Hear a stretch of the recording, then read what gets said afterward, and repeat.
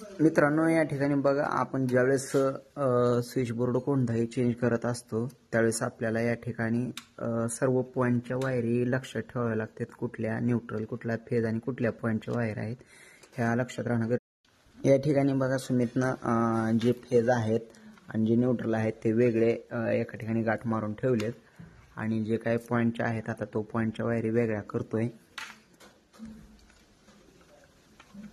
आणि सर्व फॅनची वगैरे वायर कोणती आहे हे ज्यावेळेस तुम्ही डिमर सोडवता, पहिल्या स्विचबोर्डचा फॅन रेग्युलेटर जो असतो तो सोडवता त्यावेळेस या ठिकाणी जी वायर आहे, आता ही पिवळी वायर आहे या ठिकाणी, तर सुमितने या ठिकाणी त्याला गाठ मारून ठेवली जेणेकरून आपल्याला परतच्या वेळेस या ठिकाणी आपण जोडणार त्यावेळेस आपल्याला ही की वायर लक्षात राहावी यासाठी सुमितने त्याला गाठ मारलेली आहे.